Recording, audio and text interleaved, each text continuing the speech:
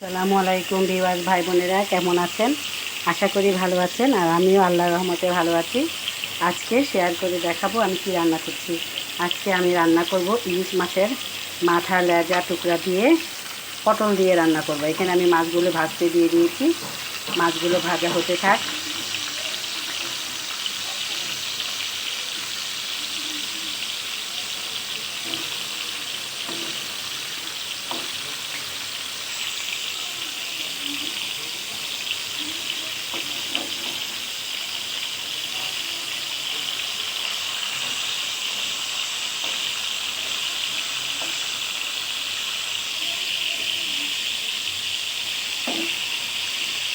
আর এখানে আমি তরকারির জন্য চুলাতে তেলে পেঁয়াজ দিয়ে দিয়েছি। ভালো মতো পেঁয়াজটা লাল লাল হলে আমি মশলাগুলো দিয়ে পটলগুলো দিয়ে রান্না করব। এখানে আমি পটল আলু কেটে রেখেছি, টমেটো দিব, ধনেপাতা। ভাত হয়ে গেছে, মাছটা হয়ে যাক, হয়ে আসলে তারপরে আমি পটলগুলো কষিয়ে নিব। মশলাটাকে আমি এখন কষিয়ে নিচ্ছি। মশলাটা কষানো হয়ে গেলে এখানে আমার মাছগুলো দেখেন সুন্দর করে ভাজা হয়ে গেছে। এই মাছ দিয়ে রান্না করব, পটল দিয়ে, আলু দিয়ে।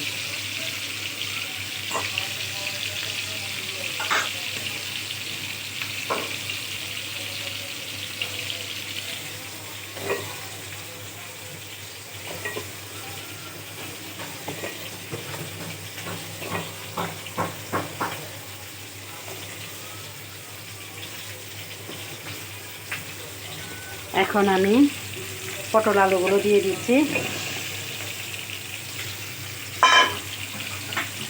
কষানোর জন্য। ভালো মতো কষে আসতে থাক। ঢাকনা দিয়ে আমি সুন্দর করে ঢেকে দেব কষানোর জন্য, কষে আসুক।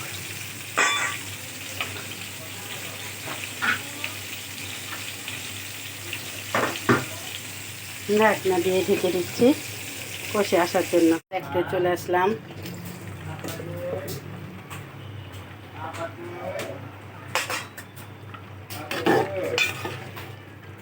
পটল আলুগুলো সিদ্ধ হয়ে গেছে। এখন আমি মাছগুলো দিয়ে দিব, যে মাছগুলো আমি ভেজে রেখেছিলাম।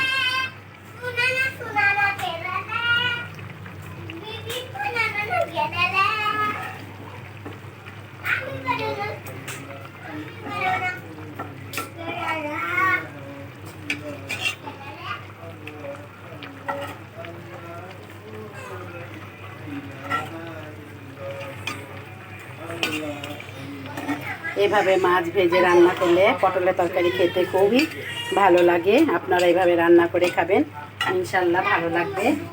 এখন আমি টমেটোগুলো দিয়ে দিচ্ছি, ধনিয়া পাতা দিয়ে দিচ্ছি।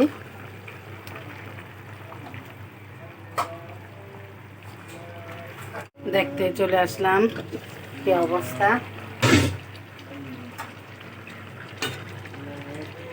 এভাবে তরকারি রান্না করে খাবেন, ইনশাল্লাহ ভালো লাগবে, খুব টেস্টি হবে। আর আজকের মতো আমার ভিডিওটা করা শেষ। কেমন হয়েছে? সালাদ বানাবো আজকে দুপুরের মেনু। যদি ভালো লেগে থাকে তাহলে একটা লাইক, কমেন্ট, শেয়ার করে দেবেন। আর আপনাদের ভালো লাগলে আমি সার্থকতা আমার খুঁজে পাবো। আপনার আমার তরকারিটা কেমন হয়েছে, কালারটা কেমন হয়েছে আমাকে কমেন্টের মাধ্যমে জানাবেন। আমি আপনাদের কমেন্ট অপেক্ষায় থাকলাম। আগামীতে আবার নতুন করে ভিডিও দিই ইনশাল্লাহ। আল্লাহ হাফেজ।